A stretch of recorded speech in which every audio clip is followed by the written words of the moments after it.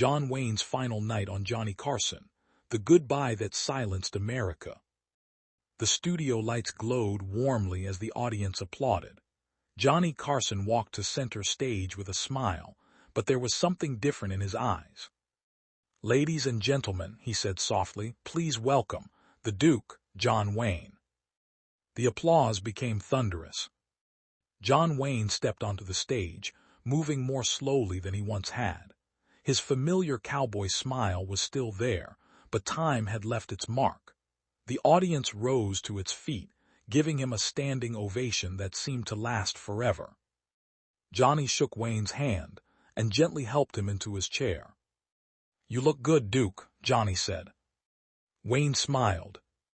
"I've had better days, Johnny, but I'm grateful to still be here."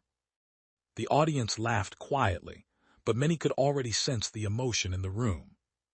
For a moment, neither man spoke. Johnny finally asked, "When you look back at your life, what comes to mind first?" Wayne looked down before answering. "Not the movies." The audience became silent. "I remember my family, my children, my friends, and the people who believed in me long before anyone knew my name." His voice trembled. "I spent years playing heroes on the screen, but real heroes are the people who wait for you at home." Johnny nodded without saying a word. Wayne looked around the theater. "I've been lucky. I've ridden horses across movie sets, fought imaginary battles, and stood beside incredible actors. But life teaches you something the movies never can." He paused. "No one rides forever." The room became completely still. Johnny quietly asked, "Are you afraid?" Wayne smiled gently. "Every man is, even if he doesn't admit it." A few audience members wiped away tears. Wayne continued, "I've faced cameras, critics, and illness. The hardest battle wasn't in Hollywood. It was learning that every sunrise is a gift." Johnny lowered his head. "You know," Wayne said, "people remember the cowboy who never quit, but there were nights when I felt weak, nights when I wondered if I'd ever work again." He looked into the audience. "If someone watching tonight is fighting illness, don't let fear steal today. Love your family, tell your friends what they mean to you, don't wait." The audience erupted into heartfelt applause. Johnny leaned closer. "You've inspired millions." Wayne smiled. "If I've done that, then my job is finished." Johnny's eyes filled with tears. He quickly looked away, trying to regain his composure. Wayne noticed. "Don't cry, Johnny." The audience laughed softly through their tears. "I'm not saying goodbye tonight." Johnny smiled weakly.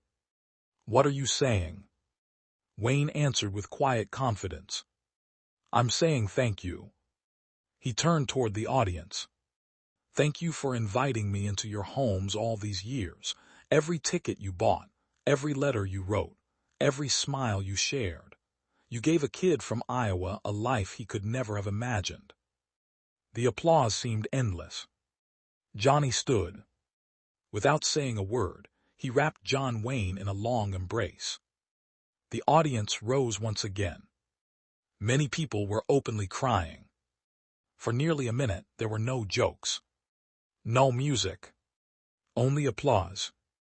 Johnny finally whispered, "The world will never see another John Wayne." Wayne smiled one last time. "It doesn't need another one." He slowly tipped his imaginary cowboy hat. "Just remember to be kind to one another." As he walked toward the backstage curtain, he stopped for one final look at the audience. He raised his hand. The crowd answered with one last standing ovation. The curtain closed. The applause continued. Years later, people would remember that evening not because of a dramatic speech, but because of the quiet dignity of a man who knew that fame fades, kindness lasts, and every goodbye is really a thank you for the journey.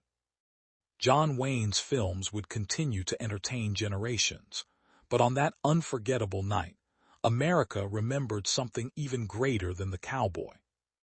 They remembered the man.